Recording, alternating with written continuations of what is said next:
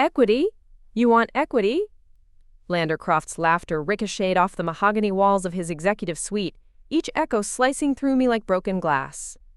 After 5 years, you think you deserve to own part of MY Company? He couldn't contain himself, doubling over as if I'd just told the world's funniest joke instead of requesting what I'd rightfully earned. That laughter cost him everything, because what Lander didn't know was that I wasn't just another employee asking for a handout. I was Elysia Reed, the woman who had personally built relationships with every major client on his roster. The woman who had their direct phone numbers, knew their kids' names, remembered their anniversaries. The woman who they trusted more than they trusted him. When I walked out of that office, I didn't just take my skills and experience. I took something far more valuable. Something that would turn his thriving business into a cautionary tale. I took 47 clients, each worth hundreds of thousands in annual revenue. And that was just the beginning of Lander Croft's nightmare. Before we jump back in, tell us where you're tuning in from, and if this story touches you, make sure you're subscribed, because tomorrow, I've saved something extra special for you. I sat in the leather chair, across from Lander's expansive desk, my presentation folder perfectly organized. My 5-year performance review spread between us like evidence in a trial. The numbers didn't lie. Under my leadership, Croft Creative's client retention rate had climbed from 62% to 94%. Revenue from my accounts had grown from $2.3 million to $8.7 million annually. I had personally secured and managed 47 of our 53 active clients. Lander, I began, keeping my voice steady despite the way my heart hammered against my ribs. I've been thinking about my future here at Croft Creative, and I believe it's time we discussed equity partnership.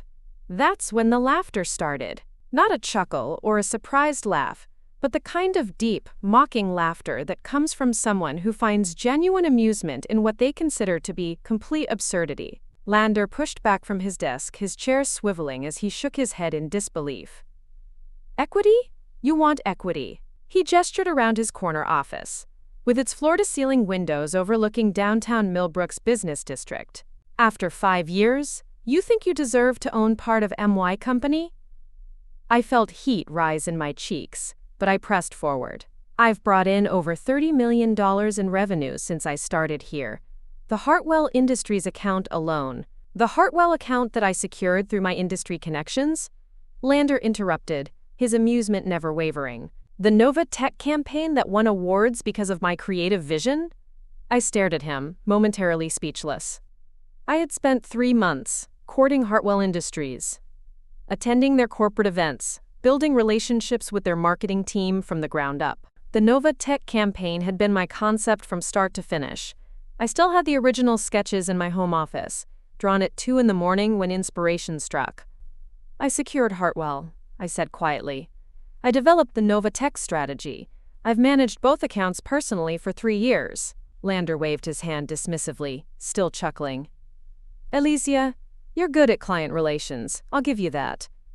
But let's be realistic here. You're account management, not ownership material. This company bears my name because I built it from nothing. He leaned forward, adopting what I'd come to recognize as his patronizing tone. Look, I appreciate your ambition, but equity means risk. It means putting your own money on the line, making the hard decisions, carrying the weight of everyone's livelihood on your shoulders. You've never done that. I've carried this company's client relationships for 5 years, I replied, struggling to keep my voice level. When Mrs. Blackwood from Pinnacle Holdings called at 10 p.m. because her daughter was getting married and she needed our event planning team to coordinate with their PR strategy, who did she call? When the CEO of Meridian Corp was considering dropping us after that billing error, who spent the weekend flying to Chicago to meet with him personally? Lander's expression shifted slightly, but the condescending smile remained. That's your job, Elysia. That's what I pay you for. And I pay you very well, by the way. Your salary is above market rate. Above market rate. The phrase stung because it wasn't even true. I knew exactly what account directors at our competitors earned, and my salary fell squarely in the middle range. But more than that, it revealed how fundamentally he misunderstood my value to the company. It's not about the salary, I said, opening my presentation folder to the financial projections I'd prepared. It's about recognition of the value I've created and continue to create. Look at these numbers, Lander. Without my client relationships, this company would be operating at maybe 20% of its current capacity. He barely glanced at my carefully prepared charts. Numbers can be manipulated to say anything. The bottom line is this: I own Croft Creative because I took the risk to start it. You work for Croft Creative because I was generous enough to hire you when you were just another account coordinator fresh out of business school. The words hit me like a physical blow. Fresh out of business school. As if the 5 years between then and now meant nothing. As if the relationships I'd built, the crises I'd managed, the late nights and weekend calls, and client dinners and strategy sessions had been nothing more than basic job performance. I wasn't asking for equal partnership, I said, my voice smaller than I wanted it to be. I was proposing a small equity stake, 5%, something that acknowledges. 5%? The laughter exploded out of him again, louder this time. 5% of my company? Do you have any idea what 5% of an $8 million annual revenue stream represents? I did, actually. I'd calculated it precisely. It represented approximately $400,000 in annual value, which was less than what I'd personally generated in new client revenue in the past 6 months alone. But I could see that explaining this would be pointless.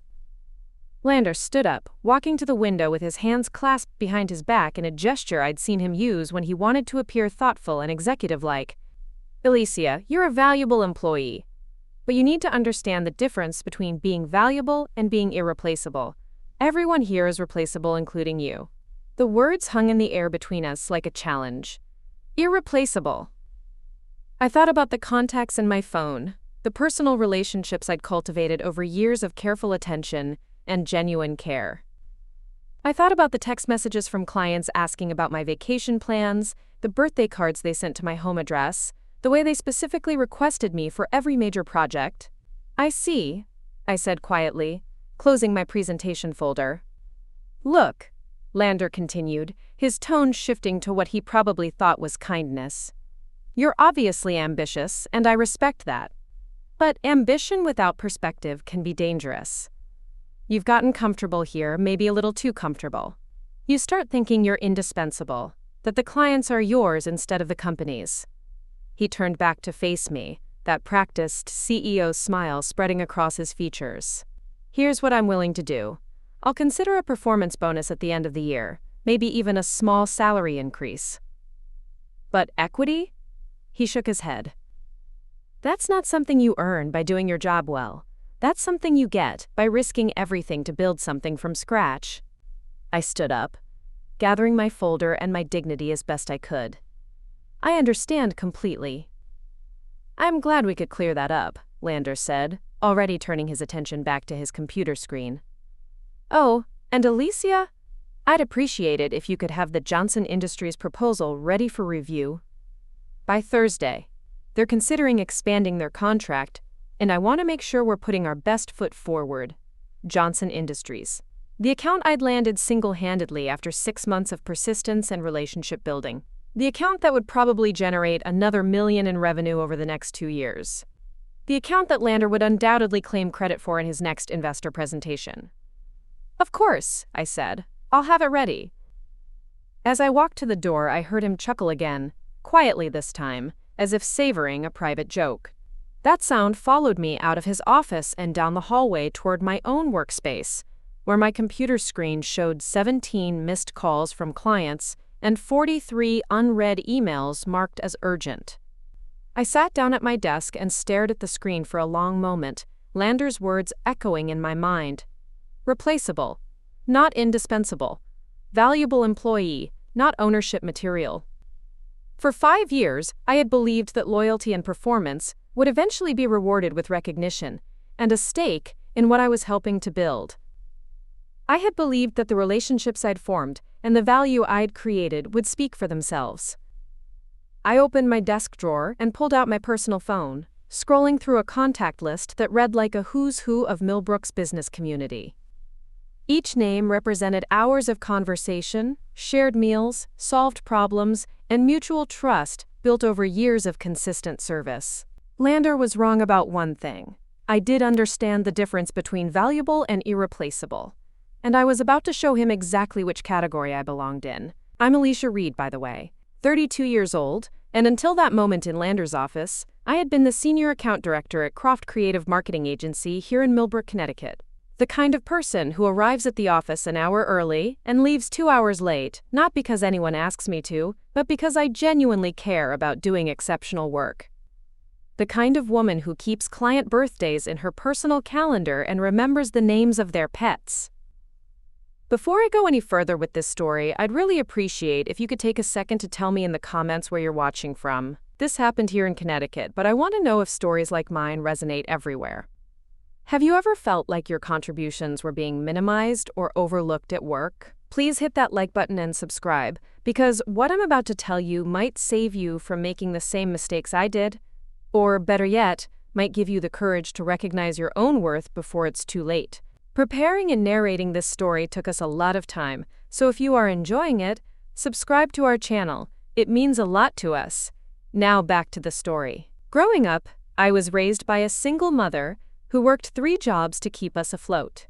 She cleaned offices at night, worked retail during the day, and did bookkeeping for small businesses on weekends. What she taught me wasn't just about hard work. It was about building relationships, about treating people with genuine respect regardless of their position or status. Remember people's names, Elysia, she used to say. Remember what matters to them. That's how you build something that lasts. I took that advice to heart when I started at Croft Creative 5 years ago. Fresh out of Northeastern University with my MBA and a mountain of student loans, I was grateful for any opportunity in the competitive world of marketing and advertising.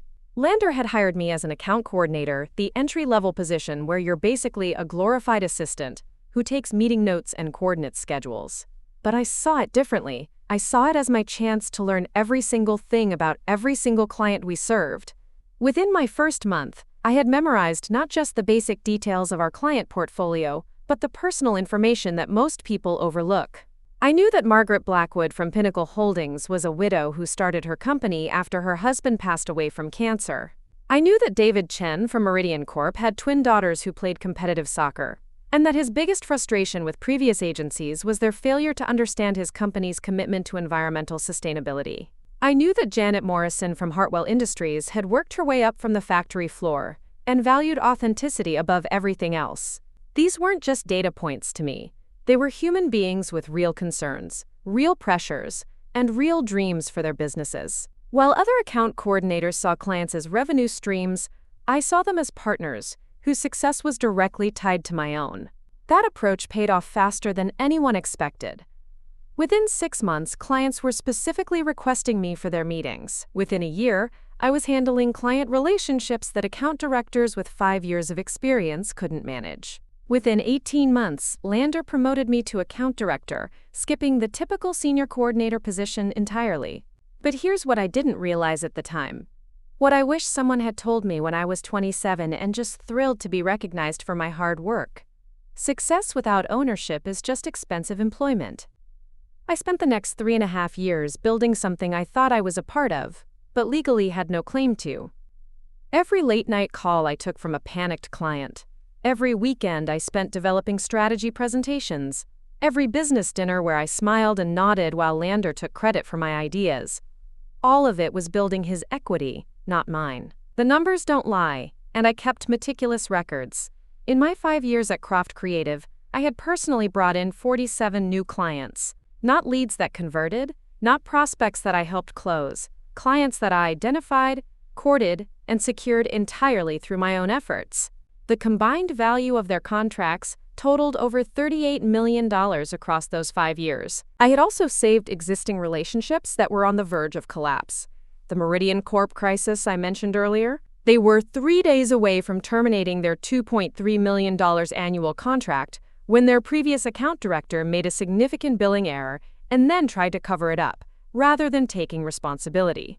I flew to Chicago on my own dime, spent a weekend working with their team to audit every invoice from the previous 18 months, and personally implemented a new billing transparency system that they still use today. The Pinnacle Holdings expansion? Margaret Blackwood had been considering 3 different agencies for her company's largest marketing campaign ever, a $5.2 million project to launch their new product line. The other agencies sent junior associates to their preliminary meetings. I spent 2 months studying their industry, their competitors, and their company culture. When I presented my strategy, Margaret said it was the first time an agency had truly understood not just what she wanted to accomplish, but why it mattered to her personally. But according to Lander, all of this was just me doing my job well. What really stung about his response to my equity request wasn't just the laughter. It was the complete dismissal of 5 years of relationship building, strategic thinking, and revenue generation. In his mind, I was interchangeable with any other competent account director. He genuinely believed that clients came to Croft Creative because of the agency's reputation, not because of the individual relationships I had cultivated. He was about to learn how wrong he was. Sitting at my desk after that meeting, scrolling through my contact list, I realized something that should have been obvious years earlier. These weren't Croft Creative's clients. They were my clients. They trusted me, not the agency letterhead. They called my direct line, not the main office number. When they had problems, they texted my personal phone, not the company email. Lonas. I had been thinking about this all wrong. I wasn't trying to get equity in Lander's company. I was trying to get recognition for the company I had essentially built within his walls. Inca. That's when I understood what I needed to do. If Lander couldn't see the value I brought to his business, maybe it was time to show him what his business looked like without me. I pulled out a legal pad and started making a list. Every client relationship I had built, every contract I had secured, every ongoing project I was managing. By the time I finished, I was looking at 47 client relationships representing $8.7 million in annual revenue, nearly 80% of Croft Creative's total client base. The question wasn't whether I was irreplaceable. The question was whether Lander's business could survive losing me and everything I had built. Praler Boas. I was about to find out. But first, I needed to make sure I understood exactly what I was legally and ethically entitled to take with me if I decided to leave. Because if there's one thing my mother taught me, it's that you never burn bridges you can't afford to replace. And I was about to test that principle in ways I never imagined. Looking back through my career at Croft Creative, I could trace a clear pattern of promises made and recognition denied. It hadn't happened all at once. It was the slow erosion of respect that you don't fully notice until you step back and see the complete picture. My first major red flag should have been the Novatech campaign during my second year. I had spent 3 months developing what I called the Human Innovation Strategy, a comprehensive approach that positioned Novatech not as a cold technology company, but as a team of innovators solving real human problems. The campaign included everything from rebranding their corporate messaging to redesigning their product demonstrations to focus on emotional connection rather than technical specifications. I had worked nights and weekends, researching their customer base, conducting informal interviews with their existing clients, and developing personas that would guide every aspect of their marketing approach. When I presented the strategy to our internal team, Lander was genuinely impressed. "This is exactly the kind of thinking that sets us apart," he told me in front of the entire creative department. "Brilliant work, Elysia. This is going to win awards." And it did win awards. The Novatech campaign took first place in the Regional Marketing Excellence Awards, was featured in Marketing Today magazine, and became a case study that Lander presented at industry conferences for the next 2 years. But when the award was announced, the press release read, "Croft Creative, under the visionary leadership of CEO Lander Croft, has revolutionized technology marketing with their groundbreaking human innovation strategy." My name appeared once in the 6th paragraph, listed among, quote, "the talented team members who contributed to the campaign's success." When I approached Lander about the attribution, he seemed genuinely puzzled by my concern. "Elysia, you have to understand how these things work," he explained, leaning back in his chair with that patient expression he used when he thought someone was being naive.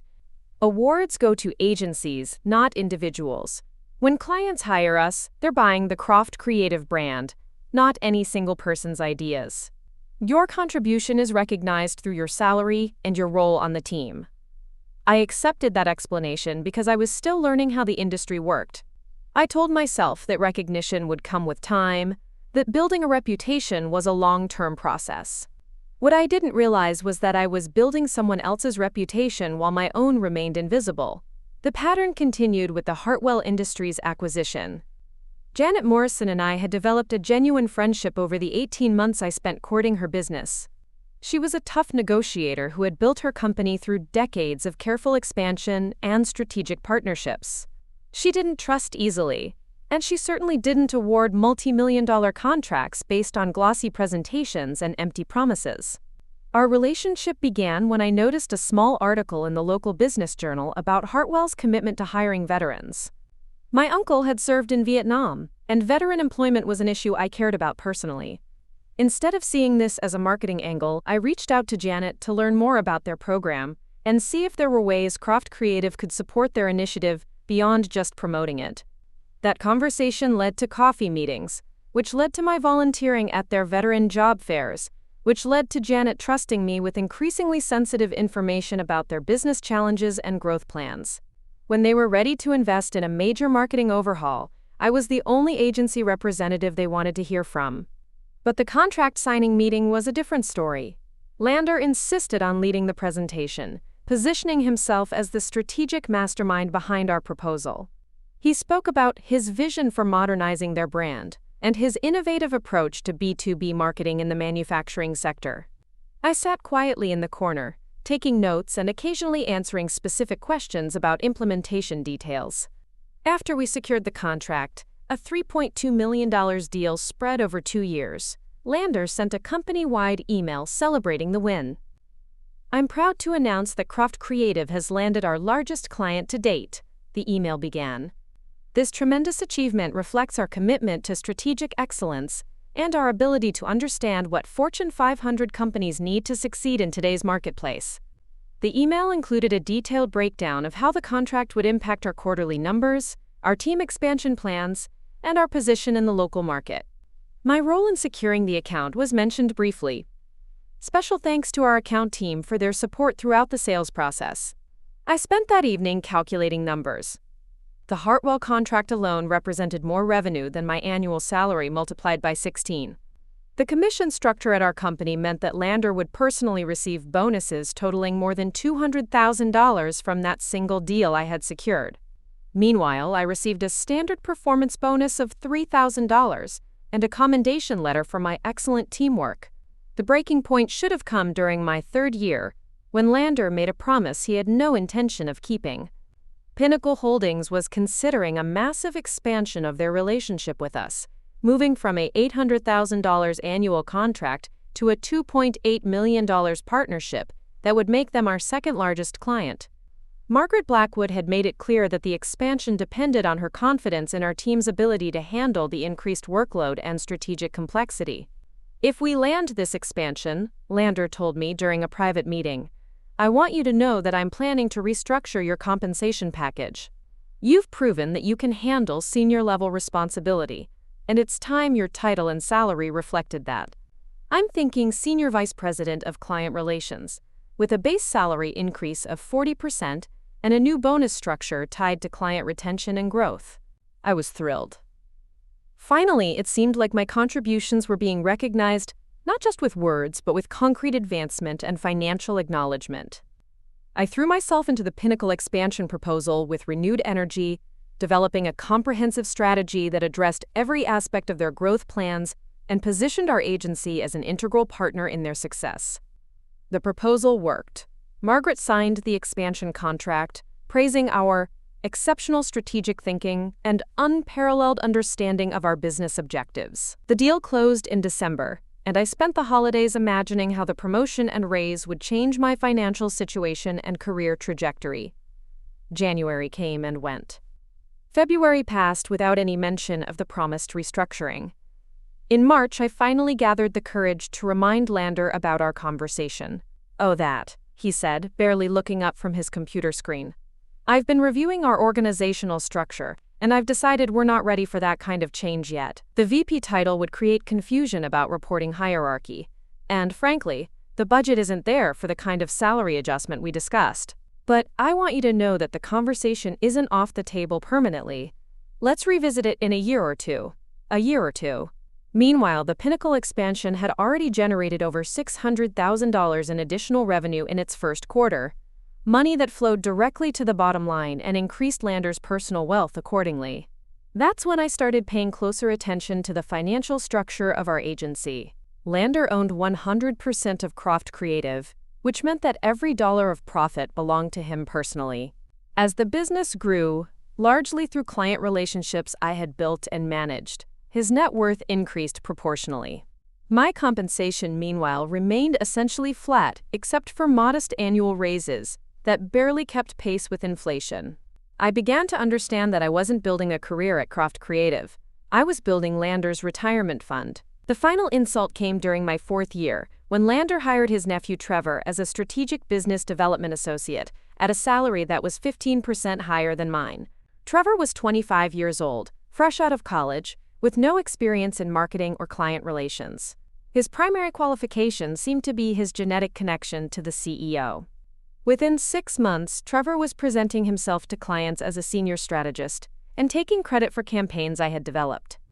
When I raised concerns about this with Lander, he dismissed them as territorial behavior and suggested that I could learn from Trevor's fresh perspective and innovative thinking. Trevor's innovative thinking consisted primarily of buzzword-heavy presentations, copied from marketing blogs and strategic frameworks he had learned in his undergraduate business classes. But because he shared Lander's last name and possessed the confidence that comes with nepotistic security, clients perceived him as more authoritative than the woman who had actually built their campaigns from the ground up. That's when I realized that no amount of performance, loyalty, or revenue generation would ever be enough to earn genuine partnership at Croft Creative. The equity conversation with Lander wasn't really about my qualifications or contributions.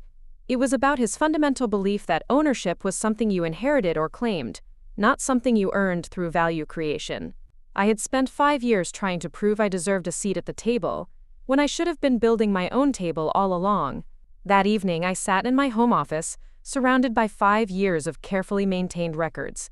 What started as a frustrating review of my employment contract turned into a revelation that would change everything.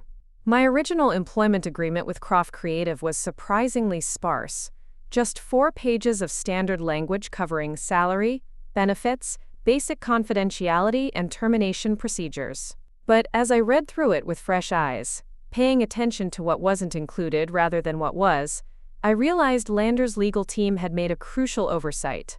There was no non-compete clause, no client relationship ownership language, no intellectual property transfer beyond work created using company resources during company time. Most importantly, there was no provision claiming that client relationships belonged to the company rather than the individual who built them. I pulled out my laptop and started cross-referencing this discovery with the employment contracts I'd seen from colleagues who had worked at other agencies. Every single one of them included specific language about client relationships, non-compete periods, and restrictions on soliciting clients after departure. Standard industry practice was to lock employees into agreements that prevented them from taking relationships they had built. Lander's contract with me contained none of these protections. But the real revelation came when I opened my filing cabinet and pulled out 5 years of personal documentation that I had maintained purely for my own professional development. What I found was a complete record of relationship building that would have made any lawyer salivate.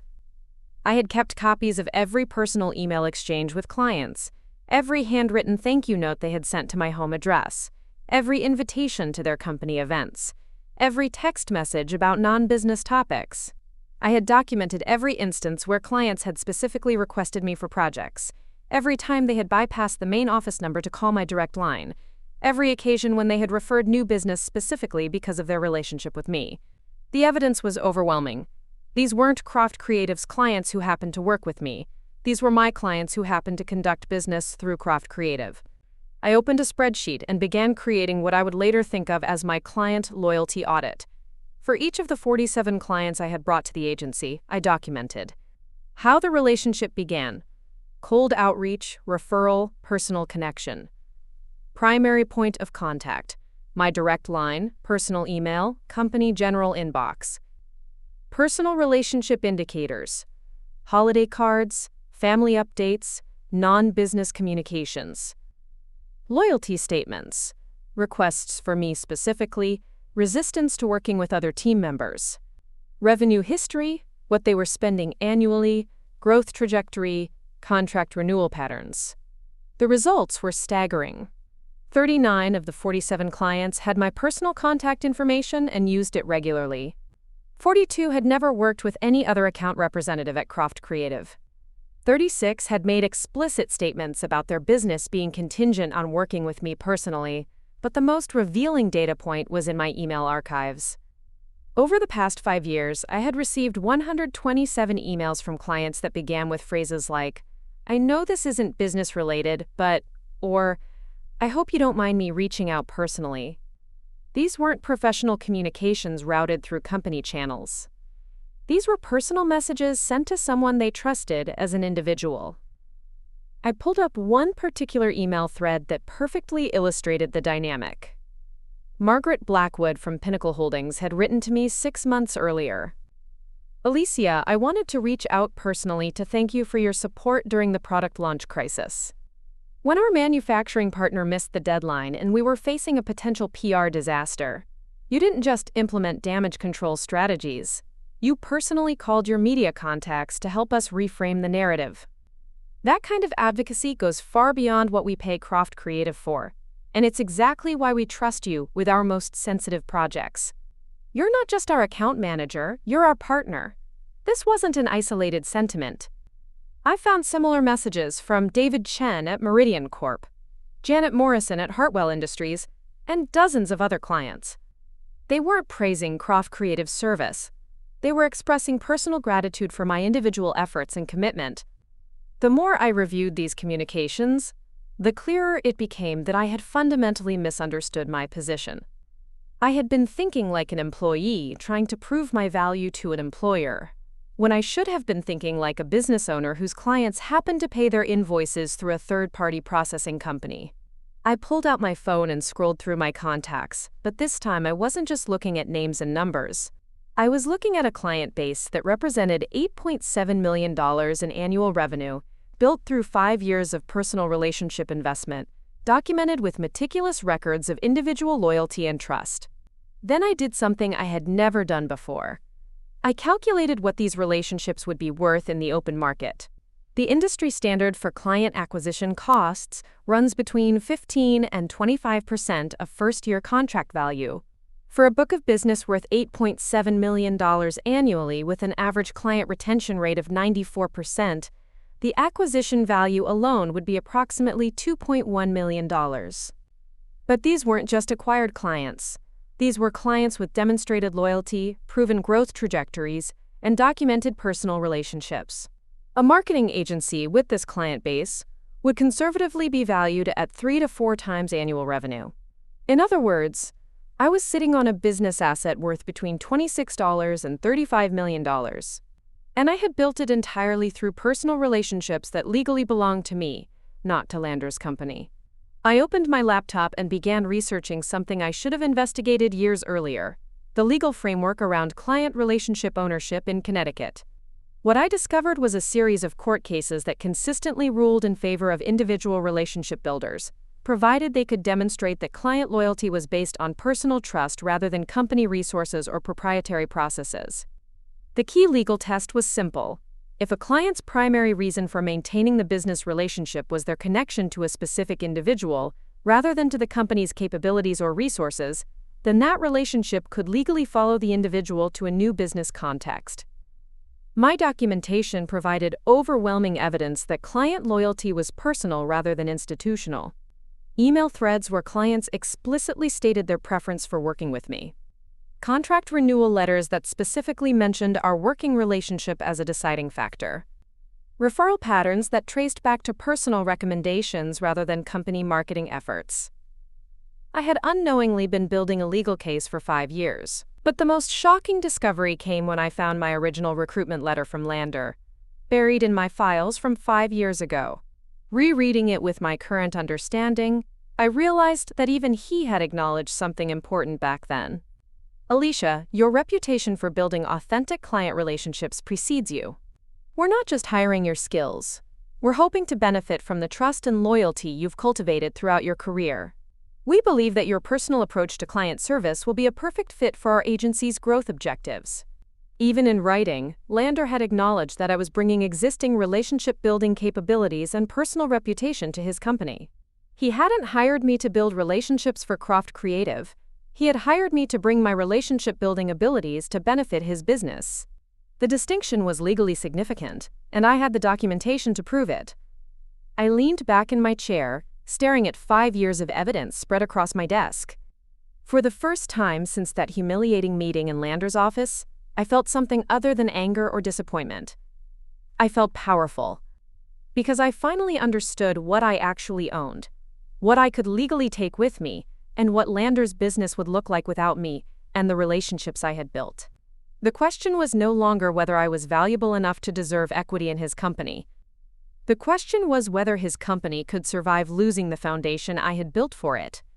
I was about to find out just how irreplaceable I really was. EEP play. The next morning, I woke up with absolute clarity about what I needed to do. But knowing what needs to happen and having the courage to actually do it are two completely different things. I sat in my car in the Croft Creative parking garage for 20 minutes before my shift started, staring at my phone and scrolling through a contact I had saved but never seriously considered calling. Sylvan Beckett, founder and CEO of Beckett & Associates, the boutique marketing firm that had been Croft Creative's primary competitor for the past 3 years. Sylvan and I had crossed paths numerous times at industry events, client mixers, and professional conferences. She had a reputation for building a company culture that valued individual contributions and shared success with the people who generated it. Her agency was smaller than Lander's, maybe 25 employees compared to our 43, but they consistently won higher caliber clients and had the best retention rate in the region. 6 months earlier, at the Regional Marketing Excellence Awards ceremony, where my Nova Tech campaign won first place under Lander's name, Sylvan had approached me during the networking reception. "Elysia Reed, right?" she had said, extending her hand with a knowing smile.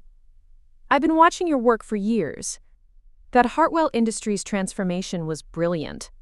I tried to pitch them myself 2 years ago and couldn't even get a meeting. Whatever you did to build that relationship, it was masterful." We had talked for nearly an hour about industry trends, client psychology, and the challenges of building authentic relationships in an increasingly digital marketplace. As the evening wound down, Sylvan had handed me her personal business card. "I don't know if you're happy where you are," she had said, "but if you ever want to have a conversation about what it looks like to work somewhere that puts your name on your achievements, give me a call. We're always looking for people who understand that this business is built on trust, not just transactions." I had thanked her politely and tucked the card into my purse, thinking it was just professional networking. But sitting in my car 6 months later, with 5 years of documentation spread across my passenger seat and a fresh understanding of my legal position, that conversation took on entirely new meaning. My hands shook slightly as I pulled up Sylvan's contact information. This wasn't just about changing jobs. This was about fundamentally altering the trajectory of my career and potentially destroying the business I had helped build. Once I made this call, there would be no going back to the way things were. I thought about my mother, working 3 jobs to support us, always telling me to stand up for my worth, but to do it with dignity and intelligence. I thought about the past 5 years of late nights and weekend calls and client dinners where I smiled, while Lander took credit for my work. I thought about Trevor, making more money than me while contributing nothing but his last name to the agency's success. Most of all, I thought about that laughter in Lander's office. The dismissive, condescending sound that said everything I needed to know about how he truly valued my contributions. I pressed call. "Sylvan Beckett speaking. Sylvan, this is Elysia Reed from Croft Creative. I was wondering if you had time for that conversation we discussed a few months ago." There was a pause, and I could almost hear her smile through the phone. "Elysia, I've been hoping you would call. Are you free for lunch today?" 3 hours later, I sat across from Sylvan at Meridian Cafe, a quiet restaurant in downtown Millbrook, where we were unlikely to run into anyone from the industry. She listened intently as I explained my situation: the equity rejection, the pattern of credit theft, the discovery about my legal position regarding client relationships. Let me make sure I understand this correctly, Sylvan said, leaning forward. You've personally built relationships with 47 clients representing nearly $9 million in annual revenue. You have documentation proving these relationships are based on personal trust rather than institutional loyalty. And your employment contract contains no non-compete or client relationship restrictions? That's correct, I replied, sliding a copy of my client loyalty audit across the table. I spent the last 2 days reviewing every contract, every email, every interaction. Legally, these relationships belong to me, not to Croft Creative. Sylvan studied the document for several minutes, occasionally raising her eyebrows at specific data points. This is remarkable documentation. And you're certain about the legal framework in Connecticut? I've consulted with 2 employment attorneys. Both confirmed that relationship-based client loyalty can legally follow the individual, especially when there's clear evidence that clients prefer working with a specific person rather than the company. Sylvan set down the papers and looked directly at me. Elysia, what exactly are you looking for? A position at Beckett & Associates? A partnership opportunity? Or something else entirely? I had been dreading this question because it forced me to articulate something I was still figuring out myself. I want to be somewhere that my contributions are recognized and rewarded appropriately. I want my name on my work. I want to be valued as a partner, not just an employee who generates revenue for someone else's equity. And you're prepared for what this means for Croft Creative? Losing $9 million in annual revenue would be devastating for any agency, but especially one of Lander's size. I had thought about this extensively. Croft Creative's total annual revenue was approximately $11 million. Losing my client relationships would reduce that to barely $2 million. Not enough to sustain their current overhead, employee salaries, or office expenses. The company would face immediate financial crisis and possible closure. I spent 5 years building those relationships while being told I was replaceable, I said quietly. It's time to find out if that's true. Sylvan nodded slowly. Here's what I'm prepared to offer. Partnership track position with Beckett & Associates. Your name on your clients, your campaigns, your achievements. 40% increase in base salary, plus equity participation after 1 year of partnership-level performance. And full support for transitioning your client relationships, including legal assistance if Lander decides to challenge the moves. The offer was everything I had asked Lander for, and more. But as generous as it was, I realized it still meant working for someone else's company, building value for someone else's equity, even if the terms were dramatically better. I appreciate the offer, and it's incredibly generous, I began. But I need to ask you something. What would you think about a different kind of partnership? What if, instead of me joining Beckett & Associates, we explored creating something new together? Sylvan's eyes lit up with interest. What did you have in mind? A joint venture. I bring my client relationships and account management expertise, you bring your operational infrastructure and industry reputation. We split ownership 50-50 and build something that belongs to both of us equally. The proposal had formed in my mind during the drive to lunch, but saying it out loud made it feel real and terrifying and exciting all at once. I wasn't just leaving Lander's company. I was creating direct competition with the backing of someone who understood the industry and had the resources to make it work. Sylvan was quiet for a long moment, and I could see her calculating the implications. That's actually brilliant. Your client relationships plus my operational framework could create something formidable very quickly, but it would also be a direct challenge to both Croft Creative and every other agency in the region.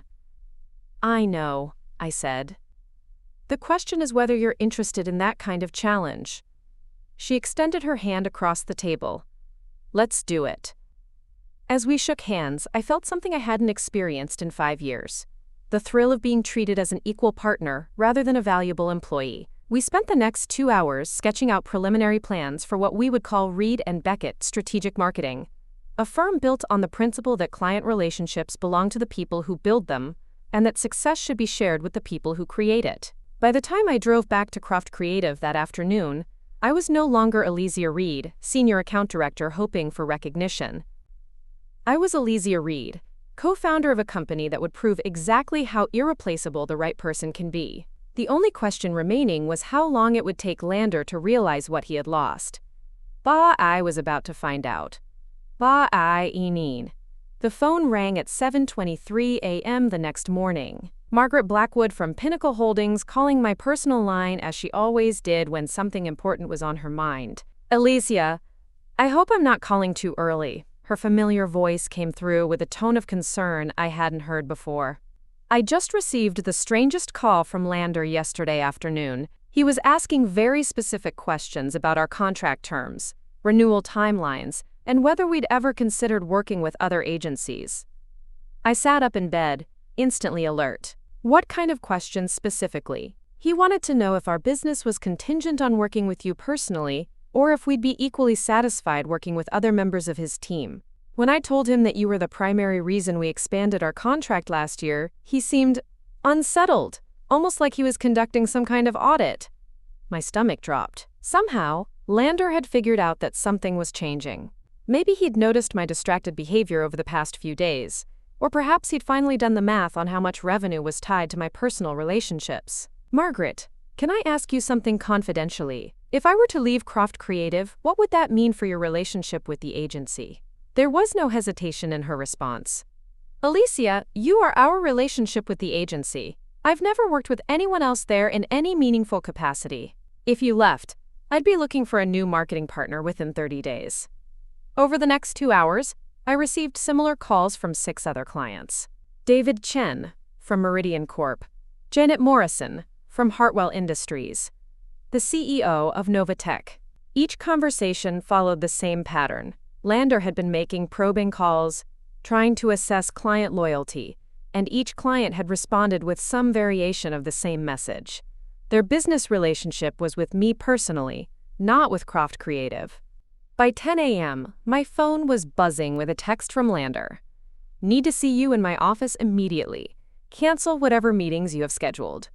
Walking into his office felt completely different this time. Instead of sitting behind his desk with casual confidence, Lander was pacing near the window, his usual composure replaced by barely controlled anxiety. I've been making some calls, he began without preamble, checking in with our major clients, getting a sense of how they view their relationships with the agency. I said nothing, waiting for him to continue. It seems, he paused, running his hand through his hair, that several of our clients have a very strong preference for working with you specifically, stronger than I realized. Still, I remained silent. After 5 years of trying to convince him of this exact point, I wasn't about to make it easier for him now. Elysia, I think we may have had a miscommunication earlier this week, about equity, about your role here, about your value to the company. His voice had lost all traces of the condescending tone I'd grown accustomed to. I'd like to revisit that conversation. I'm listening, I said simply. What if we structured some kind of equity participation for you?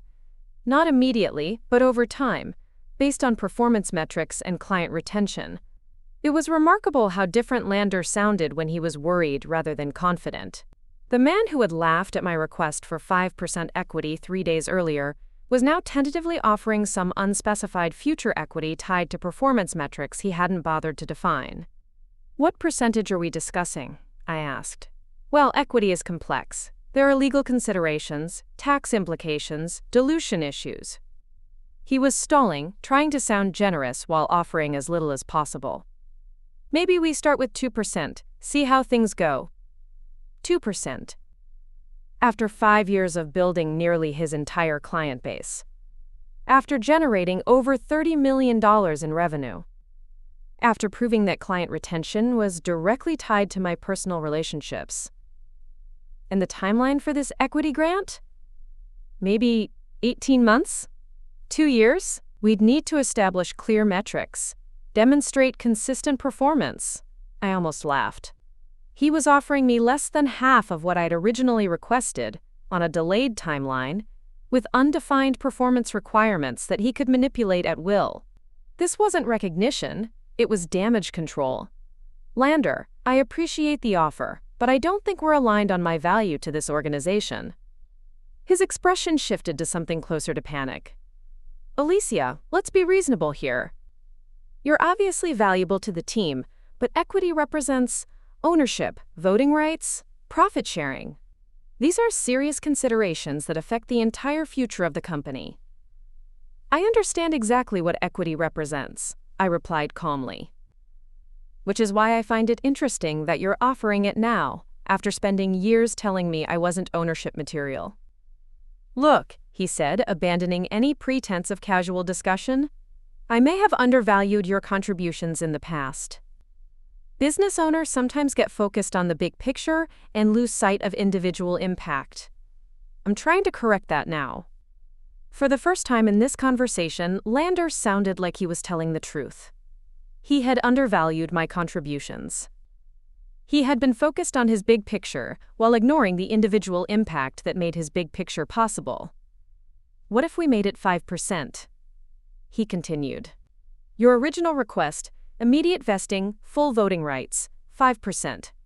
The exact equity stake I had asked for earlier that week, when he had laughed and told me I didn't understand the difference between valuable and irreplaceable. And what changed your mind about my understanding of business ownership? I asked. Lander's jaw tightened. He knew that I knew exactly what had changed. His client calls had revealed that his company's revenue wasn't generated by his strategic vision or brand reputation. It was generated by relationships he didn't own and couldn't replicate. I've had time to review your client portfolio more carefully, he said. I realize now that your relationships with our clients are more integral to our success than I initially appreciated. Integral.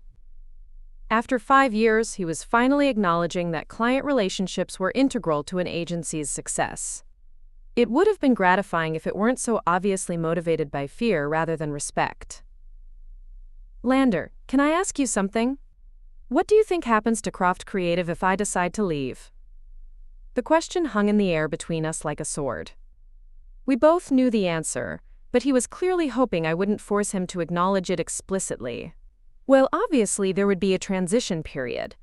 Some clients might need time to adjust to working with other team members. But ultimately, Croft Creative is bigger than any individual employee. It was fascinating to watch him try to convince himself that his company could survive losing 80% of its revenue. The delusion was almost admirable in its persistence. I see, I said, standing up from my chair. Well, I appreciate the equity offer, but I need some time to think about it. How much time? The desperation in his voice was unmistakable now. I'll let you know. As I walked toward the door, Lander called after me. Elysia, I hope you understand that client relationships built while employed here do belong to the company, regardless of who developed them. Legally speaking. I turned back to face him, and for the first time in 5 years, I smiled at Lander Croft with complete confidence. Actually, Lander, I've done quite a bit of research on that exact topic. I think you'd find the legal framework in Connecticut rather interesting. But I'm sure your legal team has already briefed you thoroughly on client relationship ownership and non-compete enforceability. His face went pale as he realized I wasn't just an emotional employee making threats. I was someone who had done her homework and understood exactly what she could and couldn't legally take with her. We should talk more about this, he said quickly. Maybe we could discuss 7%, even 10% equity. I'm committed to finding a solution that works for everyone. 10% equity. In the span of 1 week, I had gone from being laughed out of his office for requesting 5% to being offered 10% out of pure desperation. I'll be in touch, I said, and walked out of his office with the satisfaction of knowing that for the first time in our professional relationship, Lander Croft finally understood exactly how valuable I was. Unfortunately for him, he was about to discover that understanding my value and keeping me were two very different things. That evening, I sat in my home office with the partnership agreement from Sylvan spread across my desk next to my laptop, crafting the most important email I had ever written. Not my resignation letter. That would come later. This was something far more strategic. A personal message to each of my 47 clients, carefully worded to be both professional and legally sound. The email took me 3 hours to write and another 2 to review with the employment attorney Sylvan had recommended. Every word had to be perfect. Every phrase legally defensible. Every sentiment authentic to the relationships I had built over 5 years. Dear client name, I wanted to reach out personally to share some exciting news about my career development. After 5 years of building meaningful partnerships in my current role, I have decided to pursue a new opportunity that will allow me to provide even more focused, personalized service to the clients I care about most. Effective date: I will be joining Reed & Beckett Strategic Marketing as co-founder and managing partner. This new venture represents everything I've learned about building authentic client relationships and delivering exceptional results through strategic partnership. I want you to know that your success remains my top priority, regardless of which firm processes your invoices.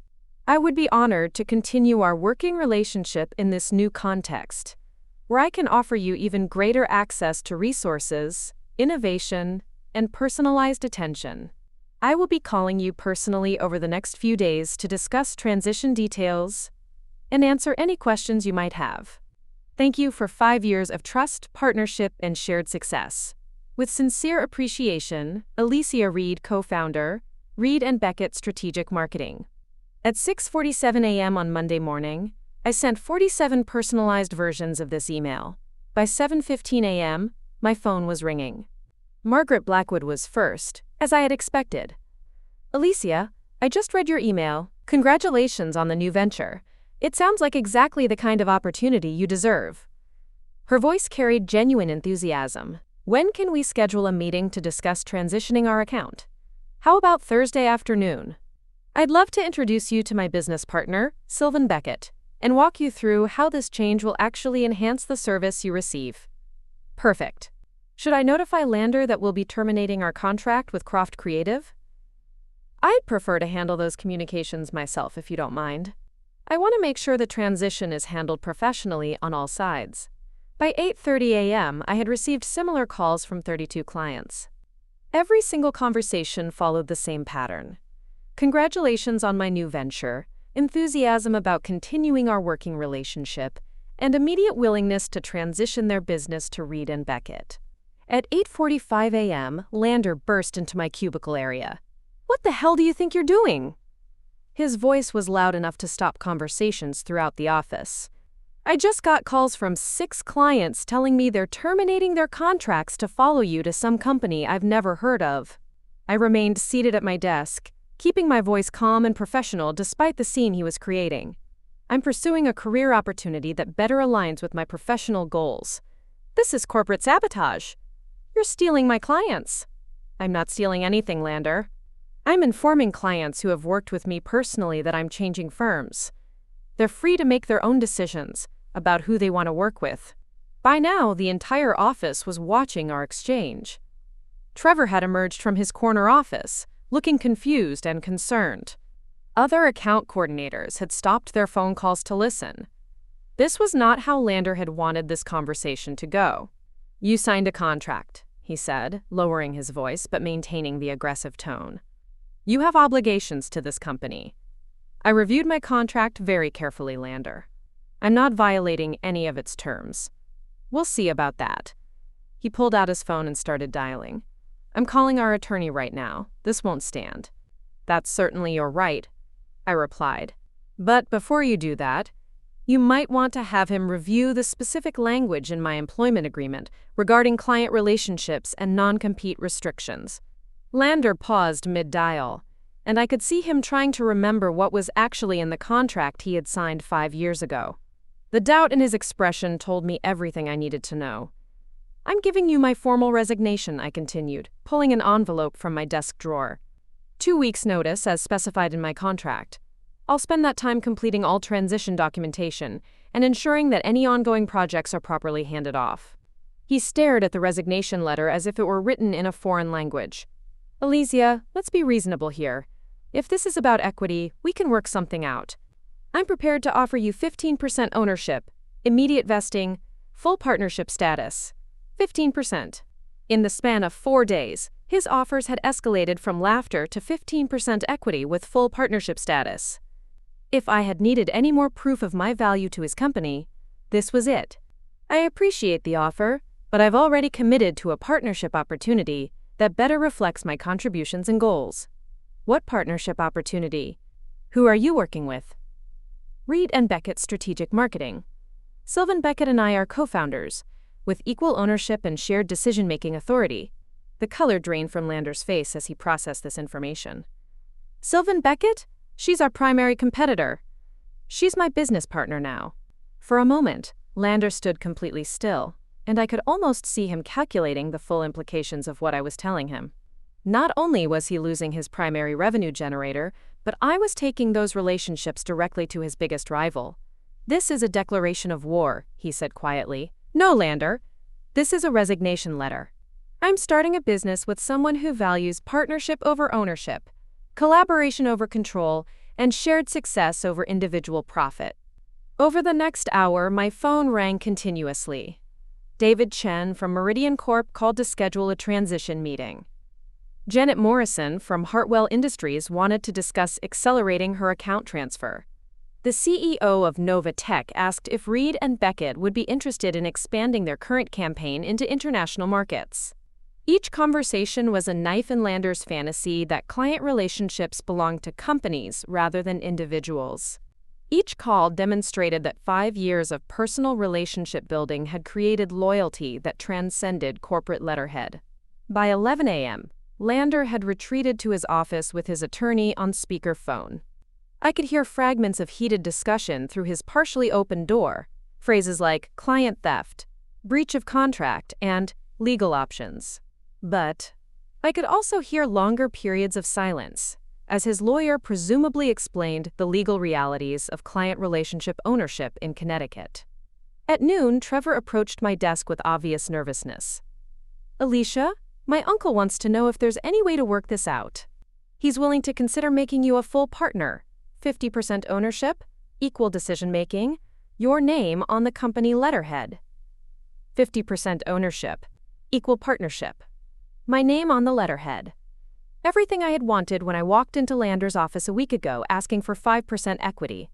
Trevor, please tell your uncle that I appreciate his offer, but I've already committed to a partnership with someone who offered me these terms because they respected my contributions, not because they were afraid of losing them. The distinction mattered more than Trevor could understand. Lander was offering partnership out of desperation, trying to save his company from financial collapse. Sylvan had offered partnership out of respect, recognizing an opportunity to build something exceptional together. At 3:17 p.m., my phone rang with a call from the one client I had been most concerned about, the CEO of Johnson Industries, whose $1.8 million contract represented our largest individual account. Elysia, I got your email about the career change. I wanted to call personally to wish you success and to let you know that Johnson Industries will be transitioning our business to Reed and Beckett immediately. I am grateful for your continued trust, I replied. We'll make sure the transition is seamless. Actually, I have a question for you. We've been considering a major expansion of our marketing initiatives, possibly doubling our annual investment. Would Reed and Beckett be interested in discussing a significantly larger partnership? After we hung up, I sat quietly at my desk for a moment, processing what had just happened. Not only was Johnson Industries following me to Reed and Beckett, but they were planning to increase their investment. What Lander had seen as client theft was actually client loyalty, expressing itself through expanded business opportunities. By the end of my first day as a resigned employee, 43 of my 47 clients had confirmed their intention to transition to Reed and Beckett. The 4 who hadn't called were simply following their own internal processes for contract changes, not expressing any hesitation about the move.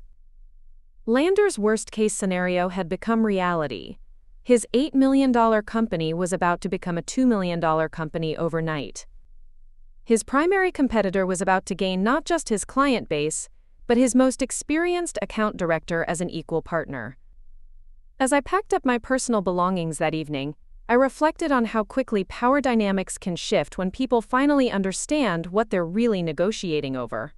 Lander had spent 5 years treating me like an employee who generated revenue. Now he understood that I wasn't generating revenue for his business. I was the foundation his business was built on. The distinction had just cost him everything. 3 weeks later, I sat in the corner office of Reed and Beckett's newly expanded headquarters, reviewing numbers that would have seemed impossible just a month earlier. The nameplate on my desk read, Elysia Reed, co-founder and managing partner. Words I had never imagined seeing, but which now felt completely natural. The transition had been nothing short of extraordinary. 45 of my 47 clients had officially moved their contracts to Reed and Beckett within the first 10 business days. The two holdouts weren't expressing hesitation. They were simply working through internal legal processes that required additional approval time. Both had confirmed verbally that they would be transitioning within the month, but the real revelation was what happened after the transitions were complete. "Elysia, you need to see these numbers," Sylvan said, walking into my office with a laptop and an expression of barely contained excitement. "I've been running projections based on our first 3 weeks of operations, and the results are exceeding our most optimistic estimates." She opened her laptop and pulled up a spreadsheet that made my breath catch.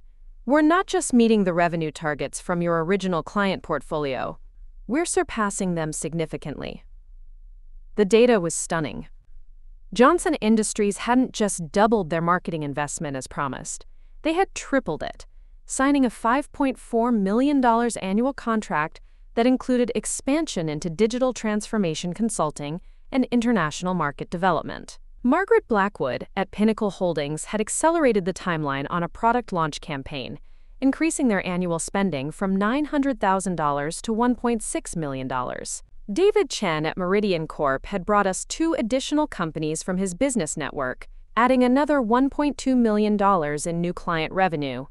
"In 3 weeks," Sylvan continued, "we've generated $12.3 million in confirmed annual contracts. We're already the 4th largest marketing agency in Connecticut, and we haven't even officially announced our launch yet." The success wasn't just about client loyalty following me to a new firm. It was about what happened when those clients felt genuinely valued and supported. At Croft Creative, I had been managing accounts within the constraints of Lander's cost-cutting approach and his resistance to innovation. At Reed and Beckett, I could focus entirely on delivering exceptional results without bureaucratic limitations. The difference was immediately apparent to clients. Margaret Blackwood had called me just yesterday to express amazement at how quickly we had assembled a specialized team for her product launch. "At Croft Creative, I always felt like we were competing for resources and attention," she had said. "Here, it feels like the entire agency is focused on our success." That afternoon, I received a call that crystallized just how dramatically the industry landscape had shifted. "Elysia Reed, this is Amanda Foster from Connecticut Business Journal. I'm calling to schedule an interview for our upcoming feature on emerging business partnerships. Reed and Beckett has become impossible to ignore in the marketing sector." Connecticut Business Journal was the premier publication for the state's business community. A feature article represented the kind of industry recognition that typically took years to achieve. "We're particularly interested in your transition from senior employee to co-founder," Amanda continued. "Industry insiders are calling it one of the most significant talent movements in recent memory. Several sources have suggested that your departure from Croft Creative represents a fundamental shift in how agencies think about talent retention and partnership development." After scheduling the interview, I reflected on how quickly perception could change. 3 weeks earlier, I had been an undervalued account director whose contributions were dismissed and minimized. Now, industry publications were framing my career move as a case study in talent management and business development. Just sabags. The validation wasn't just external. That evening, I received a text message from David Chen that perfectly captured what this transition had meant for client relationships. "Elysia, I wanted you to know that the strategy session yesterday was the most productive meeting I've had with a marketing partner in 10 years. For the first time, I feel like we're working with people who understand our business as well as we do.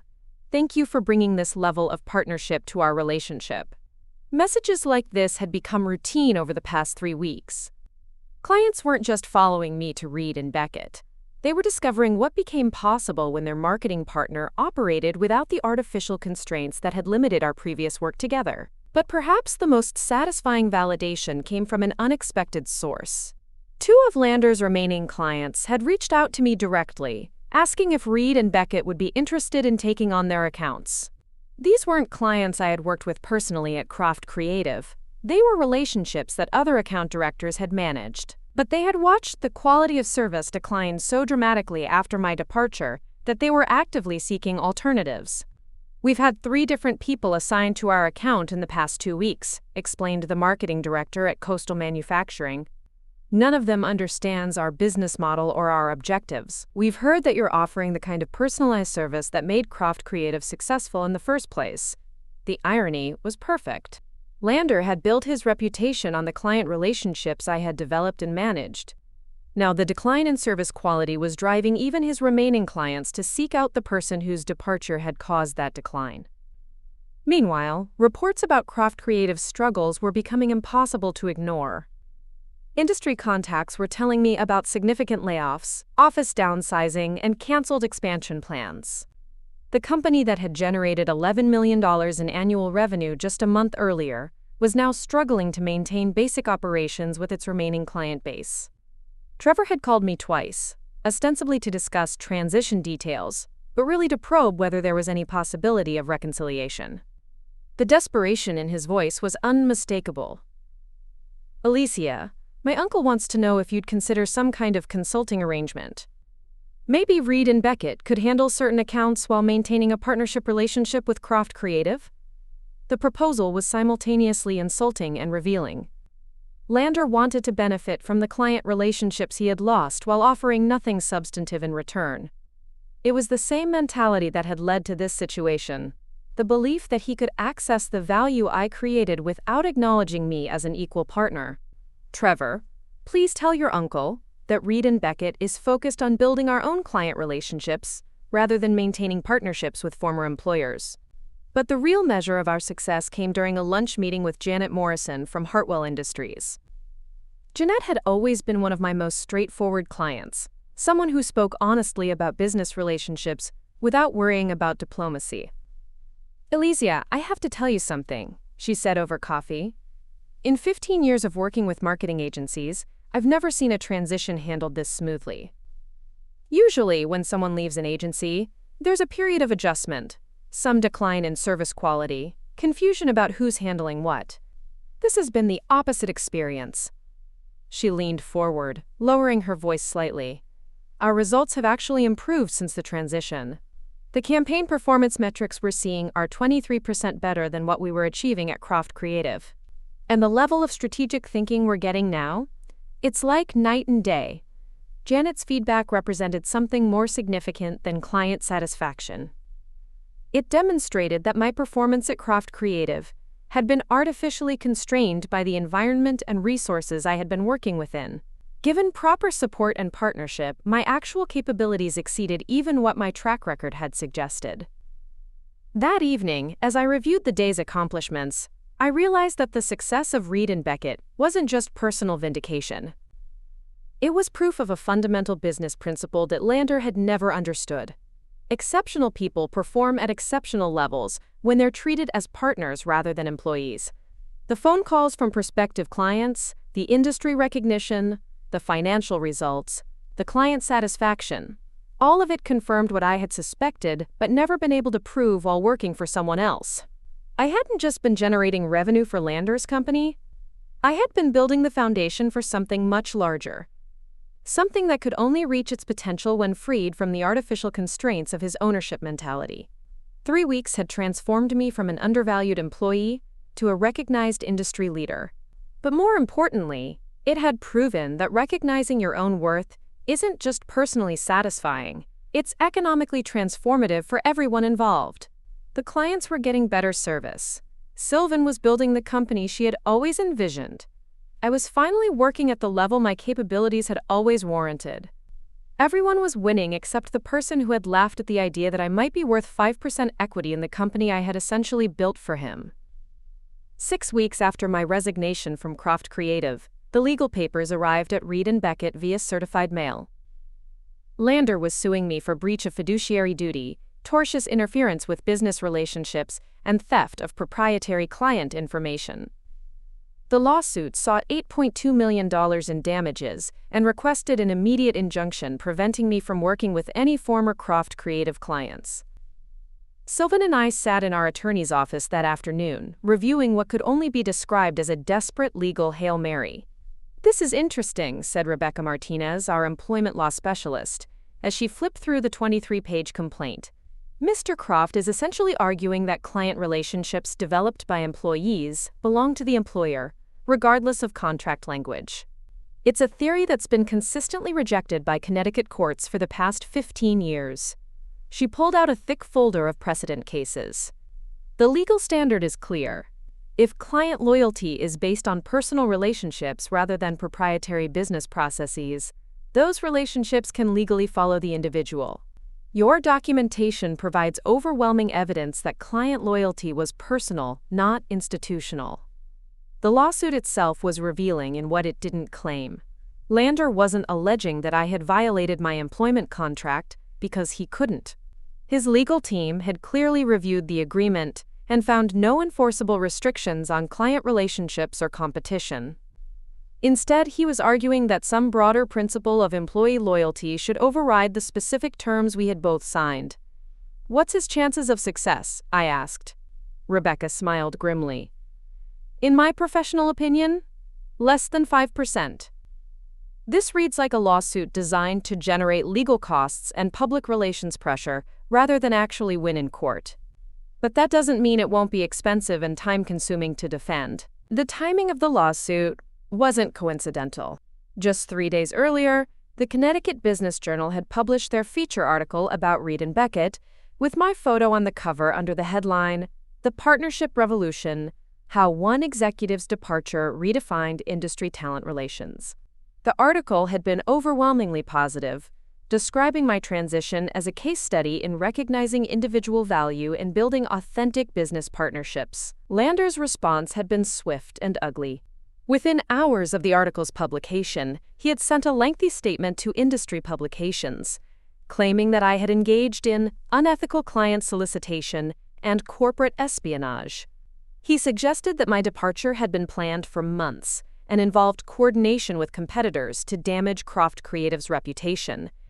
"Ms. Reed systematically undermined client relationships while still employed here," his statement read. "Her actions represent a betrayal of trust that goes beyond normal competitive behavior. We intend to pursue all legal remedies to protect our legitimate business interests." The public relations campaign was coordinated with the lawsuit filing. Lander clearly hoped to damage my reputation and make other companies hesitant to work with someone involved in legal disputes with a former employer. But his strategy backfired spectacularly. Within 24 hours of his public statement, I received calls from 6 former Croft Creative employees who wanted to provide testimony about Lander's management practices and his treatment of the client relationships I had built. Margaret Blackwood from Pinnacle Holdings issued her own statement defending my professionalism and dismissing Lander's characterizations as desperate attempts to blame others for his own business failures. Most damaging for Lander, David Chen from Meridian Corp. Released a detailed timeline showing that he had first contacted me about potential agency changes, not the other way around. His statement made it clear that client dissatisfaction with Croft Creative had been building for months before my departure. "Mr. Croft seems to believe that client loyalty can be owned by companies rather than earned by individuals," David's statement read. "Our experience suggests otherwise. Ms. Reed provided exceptional service for 5 years, and when she moved to a firm that could better support her capabilities, we naturally wanted to continue that relationship. The industry response was overwhelmingly supportive of my position. Marketing executives throughout Connecticut began sharing their own stories about talented employees who had been undervalued by their employers. The conversation quickly evolved beyond my specific situation to broader questions about talent retention, partnership development, and the difference between employee ownership and employee indentured servitude." But Lander wasn't finished with his escalation efforts. 2 weeks after the lawsuit filing, I received a call from Janet Morrison at Hartwell Industries that made my blood run cold. "Elysia, I wanted to give you a heads up about something strange that happened yesterday. Someone claiming to be from a business intelligence firm called our office asking detailed questions about our relationship with Reed and Beckett. They wanted to know about contract terms, service quality, and whether we'd been pressured in any way to change agencies. The call was clearly part of a broader investigation designed to find evidence supporting Lander's legal claims. But Janet's next words revealed how thoroughly this strategy was backfiring. I told them that our decision to work with Reed and Beckett was based entirely on service quality, and that we'd never been happier with a business relationship. But I also told them that I found their questions inappropriate, and that I'd be reporting the call to our legal department. Over the next 3 days, I learned that investigators had contacted 12 of my clients with similar phishing expeditions. Every single client had responded with variations of the same message. Their relationships with Reed and Beckett were based on service quality and mutual respect, and they resented implications that they had been manipulated or pressured.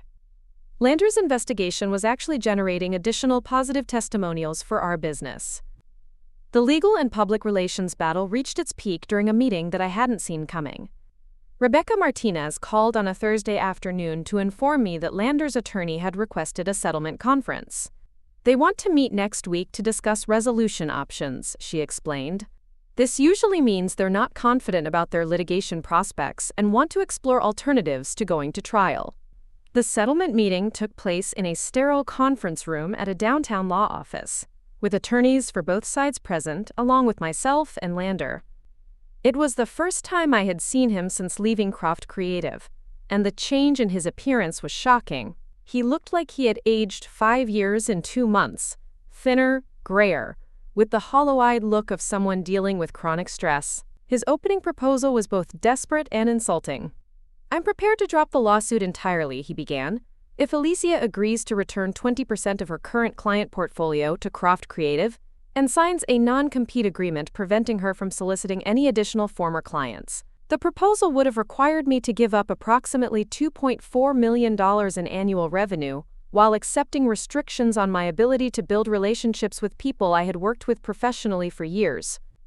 "Absolutely not," I replied without hesitation. Lander's attorney quickly presented their fallback position: a financial settlement where I would pay $1.5 million to Croft Creative, in exchange for dismissal of all legal claims.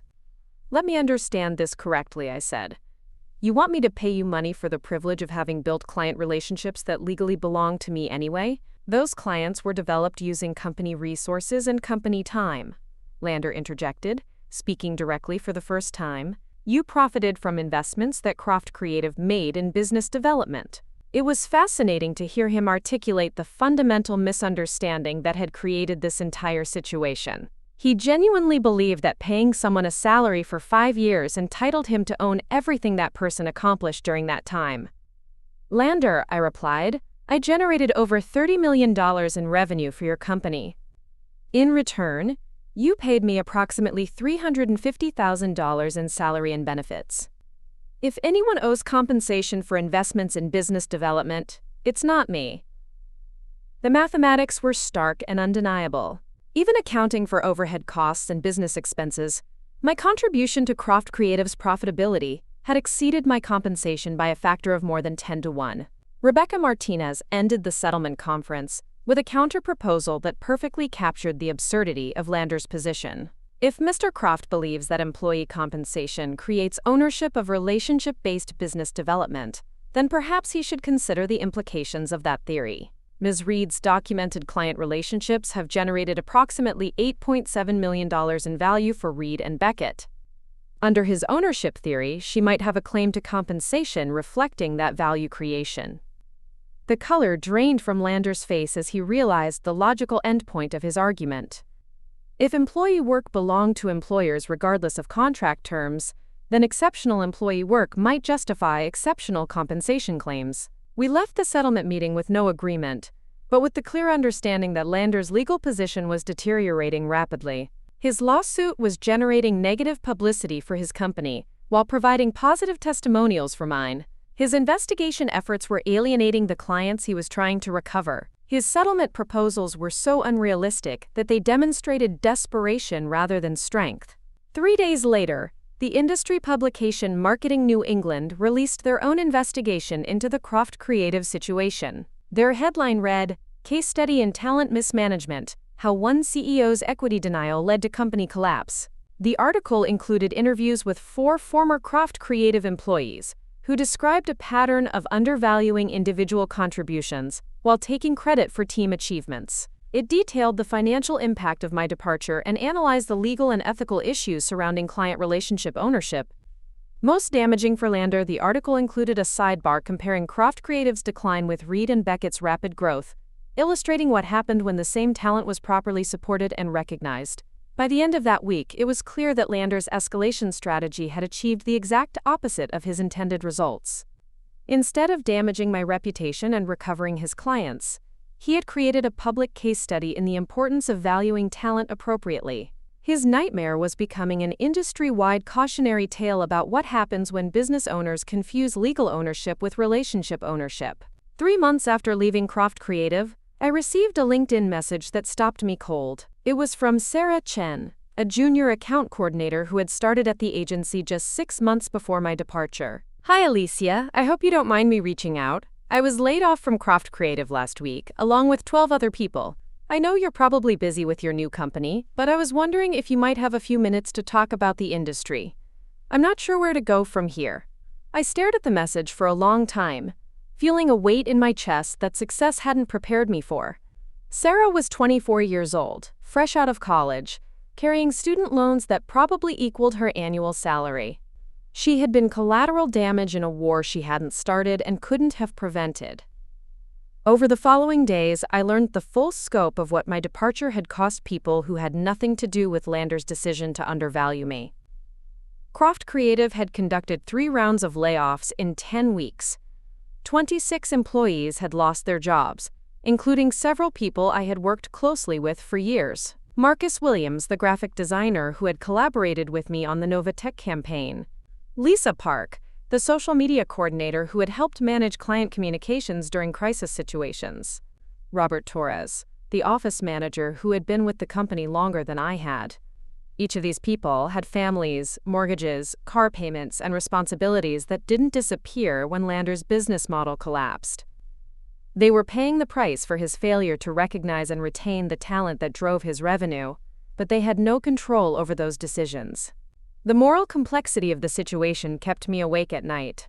I had acted within my legal rights, pursued opportunities that recognized my worth, and built something extraordinary with someone who valued partnership over ownership.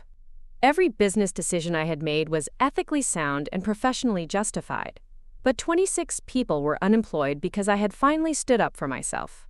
I called Sylvan to discuss something that had been weighing on my mind for weeks. "I want to do something about the Croft Creative layoffs," I told her. "These people lost their jobs because of a conflict they had nothing to do with. We have a responsibility to help if we can." Sylvan was quiet for a moment. "What did you have in mind?" "A formal recruitment initiative.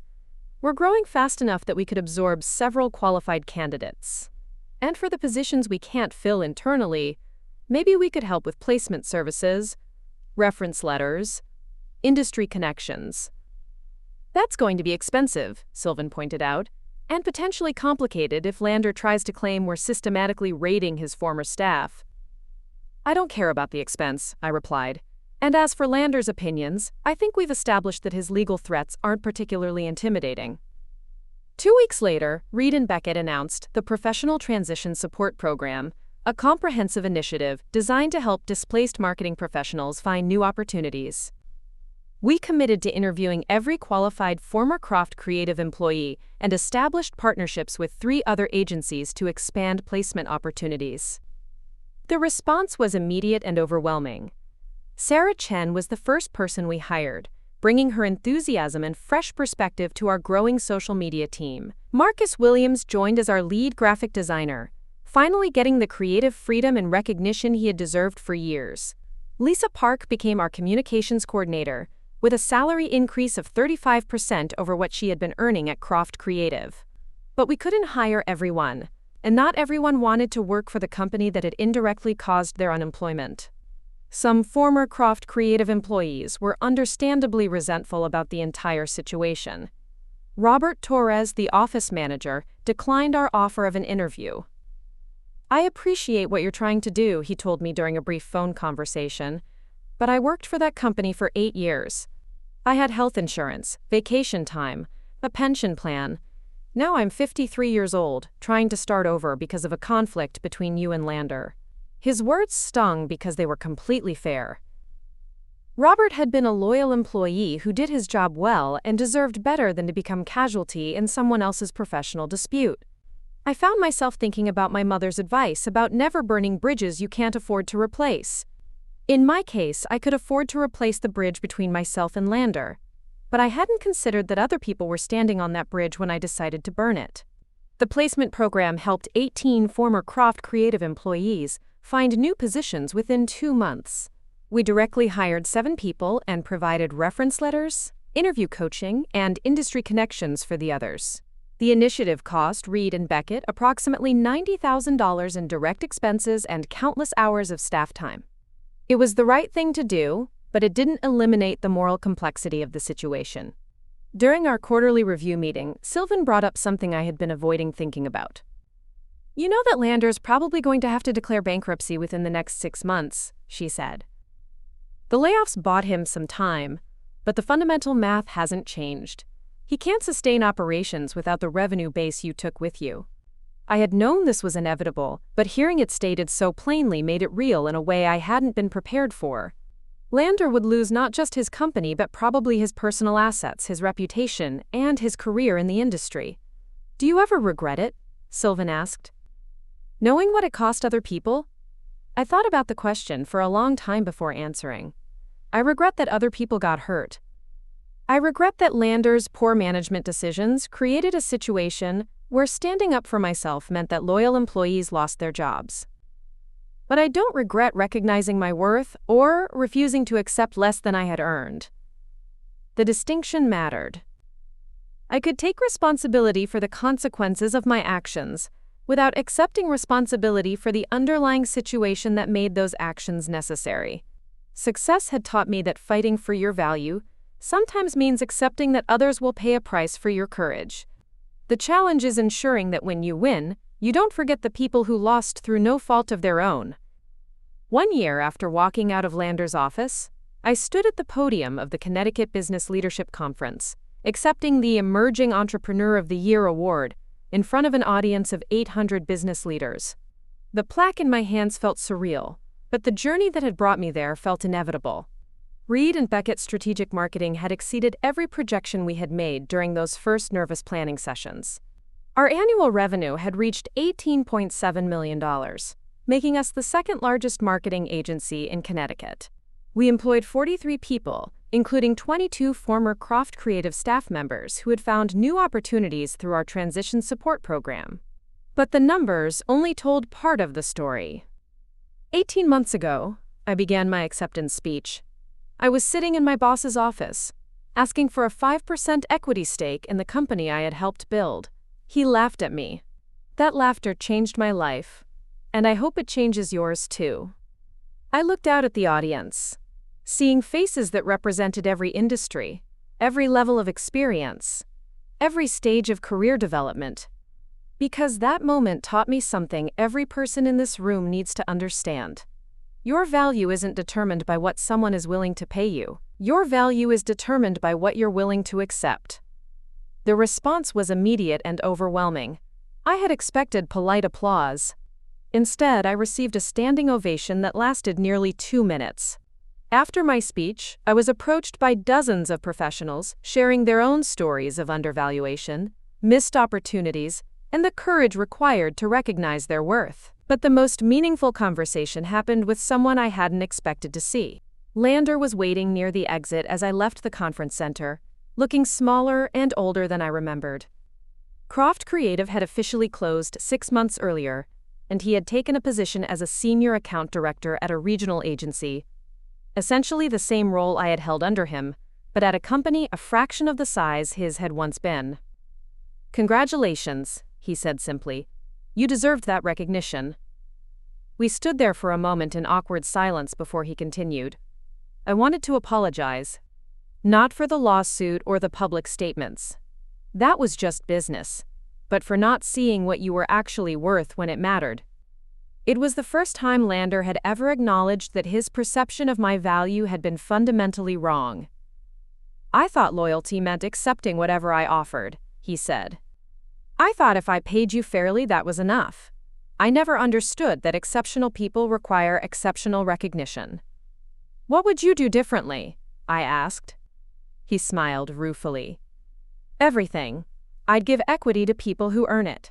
I'd put their names on their achievements. I'd build a company where people feel like partners instead of employees. He paused. Basically, I'd run a company the way you and Sylvan do. 6 months later, I received news that provided the final chapter to the Croft creative story. Lander had left his senior account director position to start a consulting firm focused on talent retention and partnership development. His first client was a technology startup that wanted to avoid the mistakes he had made. "I'm teaching other business owners not to be me," he explained in a brief email. "It's the least I can do." The transformation was remarkable. The man who had once dismissed employee equity as unrealistic was now advising companies on how to structure ownership incentives. The CEO who had laughed at partnership requests was helping other leaders understand why shared success creates stronger businesses.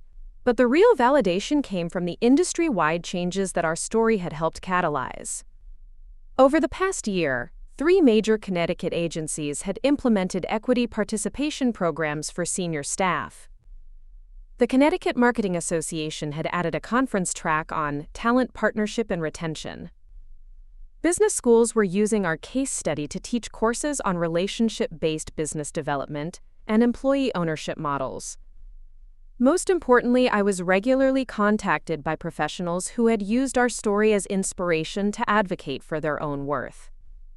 A financial advisor who had negotiated partnership after years of being treated as a replaceable employee. A software developer who had started her own company after realizing her innovations were generating millions for someone else's equity.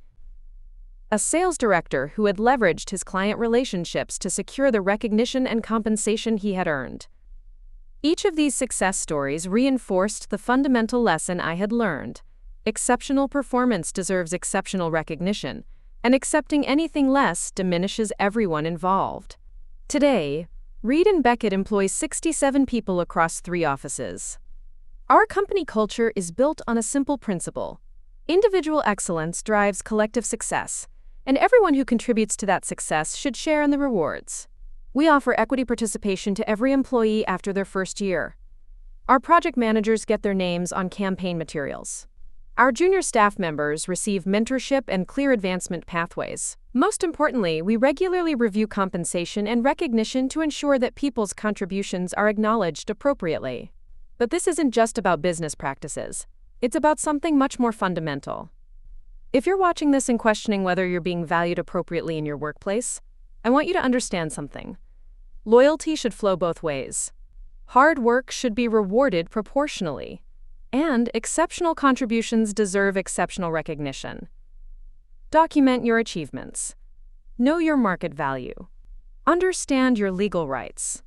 Build relationships that belong to you, not just to your employer.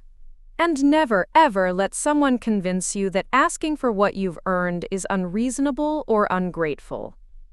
The most dangerous thing you can do in your career is accept being undervalued, because it's easier than fighting for what you deserve. Because every time you accept less than your worth, you're not just limiting your own potential, you're teaching everyone around you that exceptional performance doesn't require exceptional recognition. Lander's laughter taught me that some people will never see your value until they've lost it. Don't wait for that recognition. Don't spend years hoping that loyalty will eventually be rewarded. Build something that belongs to you, whether that's within your current organization or somewhere that appreciates what you bring to the table.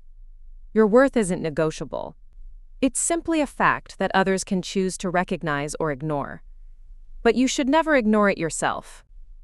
If this story resonated with you, please hit that like button and share it with someone who might need to hear it.